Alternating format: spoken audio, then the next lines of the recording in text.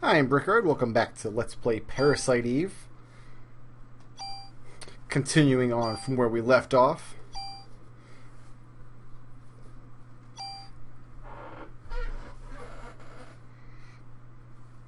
Me and my squeaky chair and my ice cold Pepsi. We're on day 2, Fusion. What do you have to say about that, Pepsi? That's what I thought. Ah, taste the bubbly goodness. Alright, let's get on to it here. We got a lot of story to get through real quick. Like, a lot of story. So, yeah, so apparently Melissa was always sick, and she was taking all kinds of medication, and we already knew this because we read her diary. So,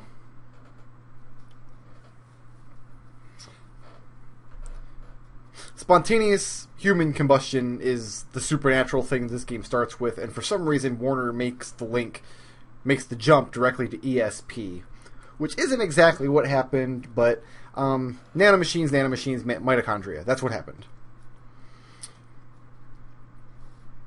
So what kind of sidearm are we going to get from Baker?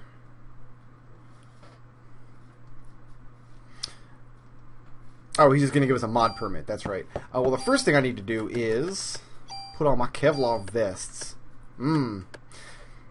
That critical rate goes down a little bit, but in my opinion, the PE energy is probably the most important stat on your armor because that protects you from magic attacks that monsters use on you.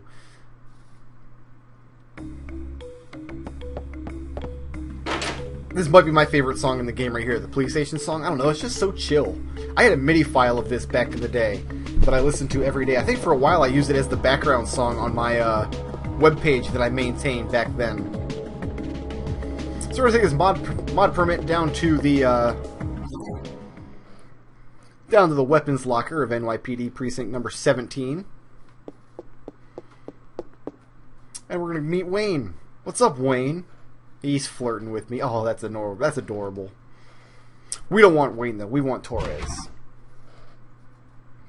If you've never played this game, but you've played the Final Fantasy series, you may or may not remember that Wayne and Torres had a cameo in Final Fantasy IX in Lindblum. There was one of the synthesis shop in Lindblum had NPCs named Wayne and Torres. A cameo that... They're not really a cameo. It's not the same character. It's not like police officers sitting in the middle of Lindblum in Final Fantasy IX, which is a game that has hippo people. Just characters named Wayne and Torres. But this is where the name came from, because they run a synthesis shop in that game, which means they sell you equipment, and they can like mod up your equipment, and they do the same thing that Wayne and Torres do in Parasite Eve.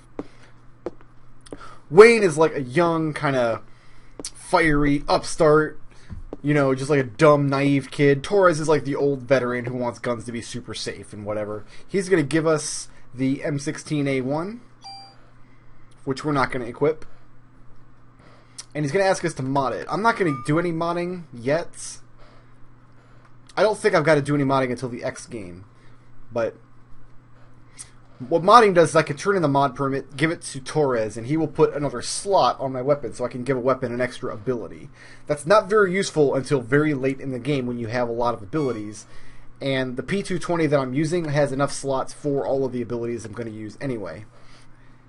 That's just a tutorial that I skipped over. You didn't have to worry about reading that. Please don't leave me a nasty comment saying, how come you skipped that text so quickly? Just leave me alone, okay? I'm not going to use a club. Wayne, on the other hand, is like a storage shop.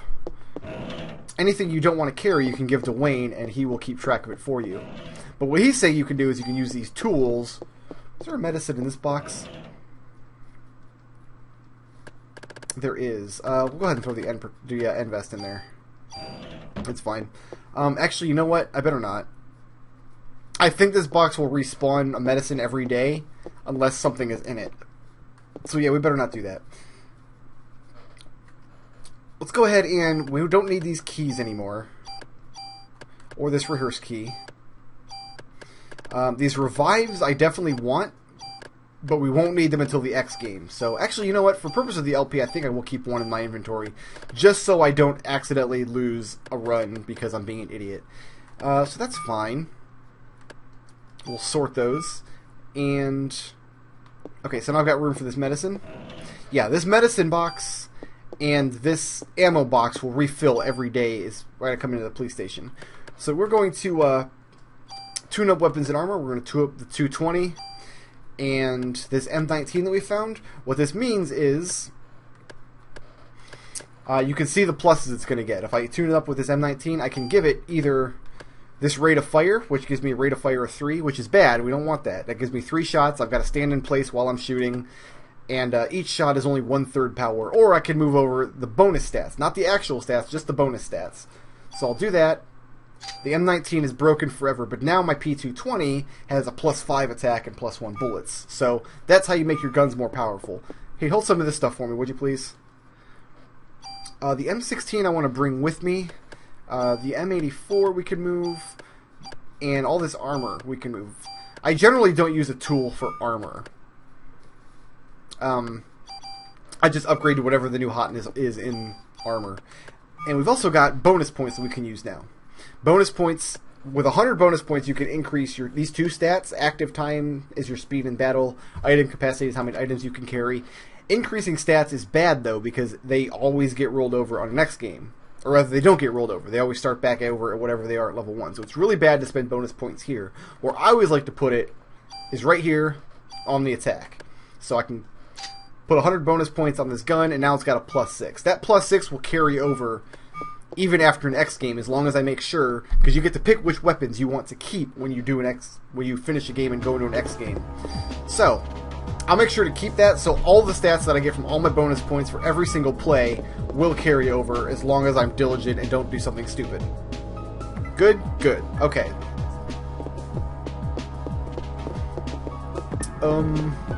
Oh, now we gotta go see Ben. Okay, yeah, I told you guys more story. We got more story to go. It's okay, though. Hey, what's up, Ben? Ben is the coolest little kid in New York. I don't mean like he's, a cool kid to hang out with. I mean he's literally cold because it's freaking December and he's wearing shorts. So I don't know what the deal with that is. That fade probably isn't doing him any good either. God, that is such a 90s haircut though.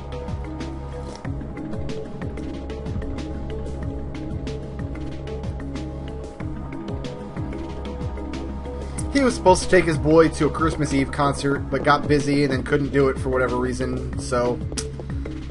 Father of the Year.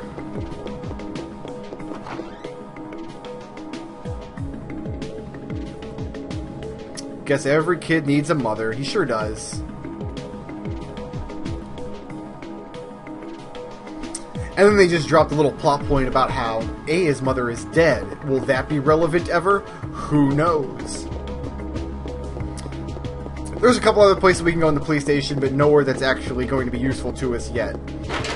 So right now you need to know Daniel Dallas is my partner, and Baker is the chief, and Warner and Nick, so those 2 schmoes there. They kind of help me on the case, they're detectives. And that's about it. And of course Wayne and Torres in the basement, who are probably the most important people in the building.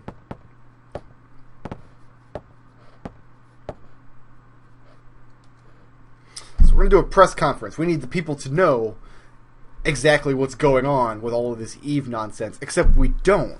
We need to cover it up. We need to make sure that the press is fed a convenient lie, because nobody's going to believe this nonsense with ESP or spontaneous combustion or what the hell ever.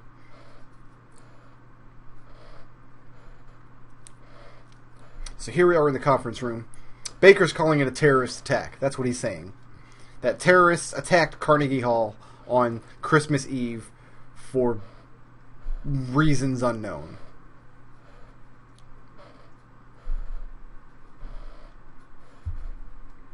And some hostile reporters out there in the audience. Sheesh. Of course, Aya doesn't want any part of this. She's going to come out and tell the truth. She's like, guys, it was evolution monsters. Mitochondria and or evolution monsters.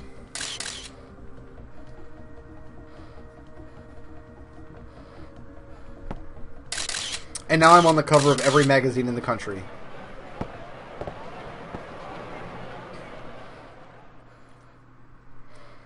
Here's the great "your badge, my desk" scene. Because he's not like that mad. as far as I can tell, Baker actually believes in the whole mitochondria story. He just doesn't think anybody else will ever believe it. That's why he's banging on his desk.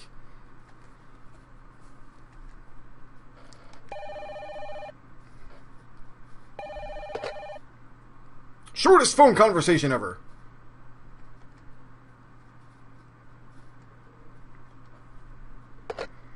Some Japanese guy. Who cares? Probably not an important character to the plot. Mites? Oh, Daniel's just now catching up. You mean that thing that makes energy from oxygen in the cell? Yes, I think I heard about that in school. Laziest writing ever right there. Oh, goodness. I'm sure there's a TV tropes page for that when characters just conveniently remember something they learned in high school that happens to be relevant to the plot. Or even better, when the story takes place in a high school and they just happen to be learning in school whatever happened to be relevant to the plot. There was an episode of Batman Beyond that did that, and it always drove me crazy because that show usually had pretty quality writing, you know? But then that one episode, it's like Terry McGinnis sitting in class, just sleeping through the lesson, and then all of a sudden, wait a minute, are you saying? Why, yes, Terry, that's what I'm saying. And then the villain that week did whatever science thing Terry was learning in class. I watched a lot of cartoons, is the point. Let's go to the world map. World map is awesome in this game. First of all, you got the awesome world map music. And you just select your destination, that's all. And then little Polygon New York kind of spins around as you go. Also, you can push the button and zoom in on a helicopter. Look at the little helicopter! Look at it! Oh, it's adorable. So adorbs. Alright, let's get back to business here. We need to go to... not Carnegie Hall. We want to go to the museum.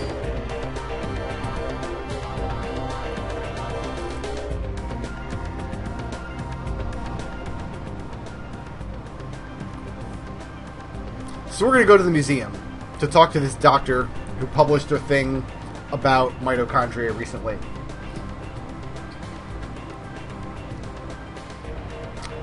And to that end, we have another one of Parasite Eve's patented car conversations. And we're just assuming that he's going to be in his office on Christmas Day, because that's the kind of cops we are.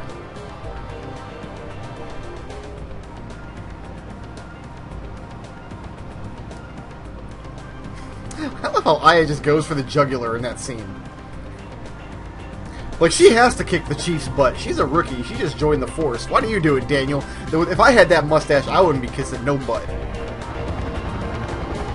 Fun Easter egg. Apparently the Natural History Museum has a chocobo exhibit. Aw, yeah. Seriously, a little banner looked like a chocobo. I'm just saying. That would be fun if you go in here and there's actually chocobos, but there's really not, as far as I can tell.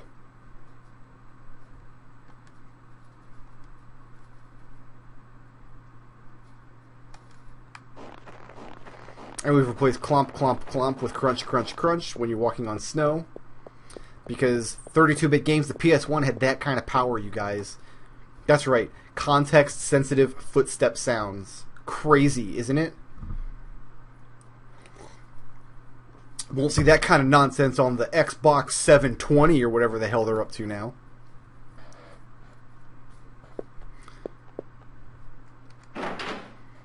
Is there a more depressing job than being the security guard at a museum on Christmas Day? Like, was he just standing out here holding this flashlight the whole time?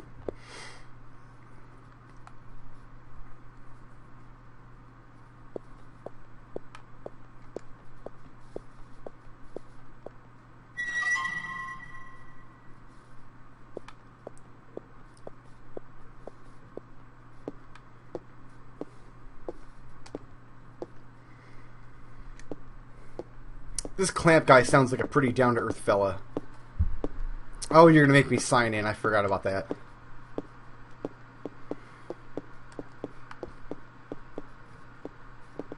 Apparently everybody who visits the museum has to sign the guest book.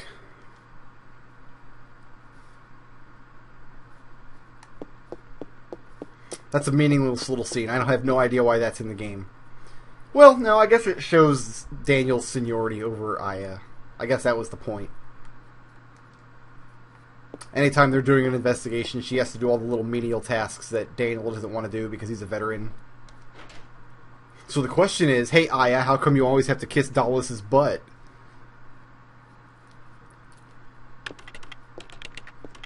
Wait till you see Clamp's computer, you guys. Wait till you look at that. Look at you could tell he's running Windows 95. You could just tell. God, look at that thing. It's glorious. Computers really used to look like that. They take up like a whole room of your house. Like that monitor. Oh my goodness. I still have a monitor like that in my closet. It still works too. It's awful. It's really dim. It gets real dusty. Max resolution I think is like 800 by 600. It's amazing.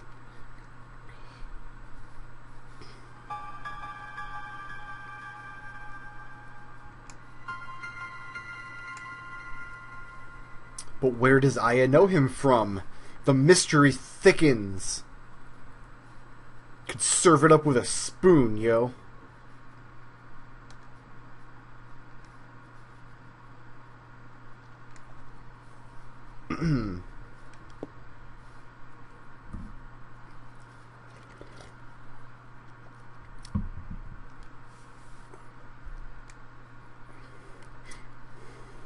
It's funny how Clamp didn't make the connection between the Carnegie Hall fire and his mitochondrial research.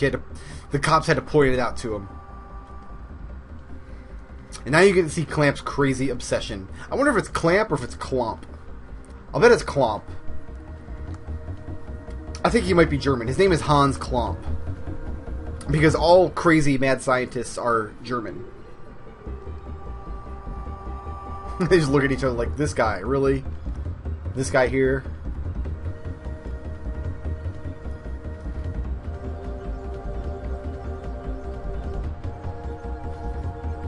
And thus the mystery of spontaneous human combustion is solved.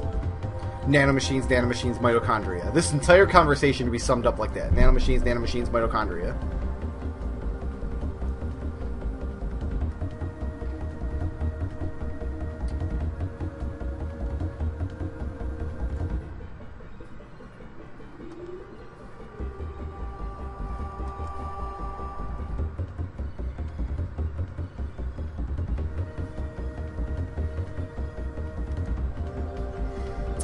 And thus his obsession.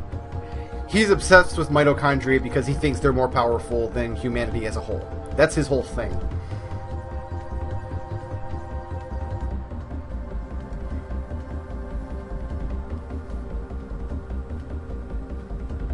This is probably the only time in the game that the word mutate is used correctly. Otherwise, like I said, everybody always uses the word evolution.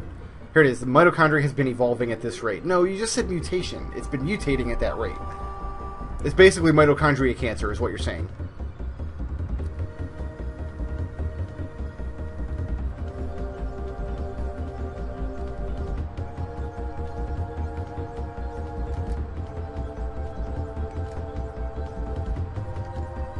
Mitochondria Eve.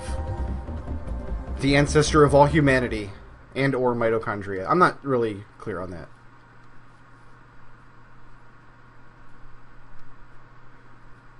She called herself Eve? Maybe you guys had better leave now. No, I think maybe we can continue to interrogate. At this point, like, I think I would drag his dumb ass down to the station. Because he clearly knows something that he's not letting on. Also, look at that silly bowl haircut he has. Oh, I guess we're cutting away now. You guys didn't get to go... You can rewind the video for a little bit and look at his stupid bowl haircut that he's got. Crazy. Back to the precincts. So in this game, daytime is for your investigation and nighttime is for the dungeon, essentially. God, look at that center console. That is so 90s. Look at that. Oh, it's glorious. He's got like a little CD player in there and... probably his police radio. Good stuff. Gotta break in the case. What? I'm kicking this thing into turbo, is what nobody ever says when they speed up their car.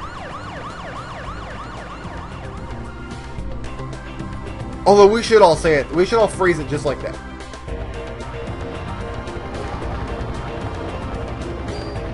Instead of saying like, hey, speed up, or hey, put the pedal to the metal, you should be like, kick it in a turbo. And you'd be like, my car doesn't have turbo. It's not from a video game.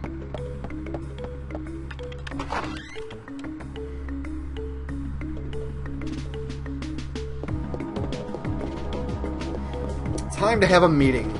Everybody's in the conference room waiting. Thanks, Daniel. Was headed there anyway.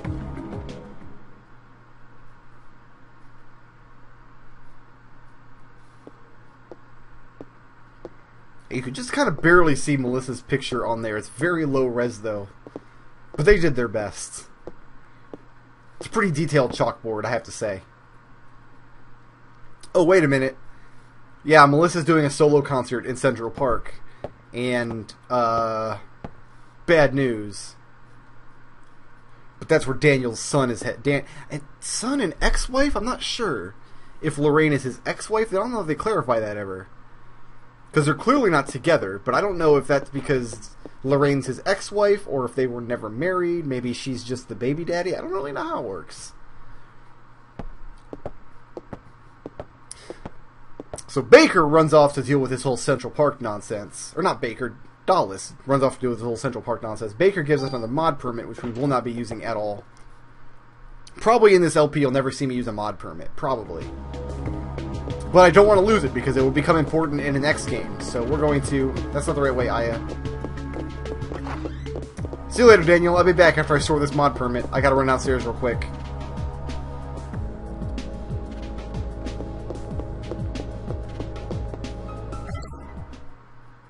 And then we have a dungeon to go through. And it's good times. Come on, man. Let me handle the guns. I don't think so, Scooter. You got a lot to learn.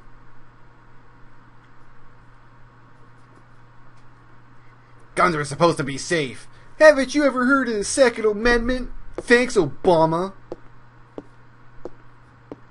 Whatever. Oh, you know what? Yeah, the chests did come back. I think every time you come down here, they come back. Ammo? Not a lot of ammo. That's going to be a medicine one. Not even worth opening. Don't turn my gun into a cannon. Just... put this both these mod permits away, actually. And if you ever see, like, the menu go crazy like that, it's because I gotta do it with an analog stick, and it's not very precise. And sometimes I flick the stick down to move my cursor down, and it thinks I flick it down, then flick it back up really, really quickly. So it makes menuing a pain. But, hey, you know what? That's how these PlayStation 1 games rolled.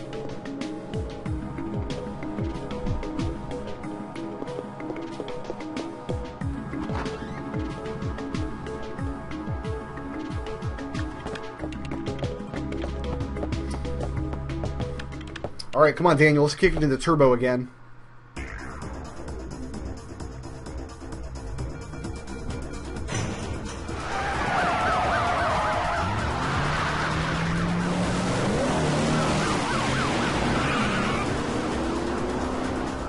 Hell yeah. Daniel's a crazy driver. I love him.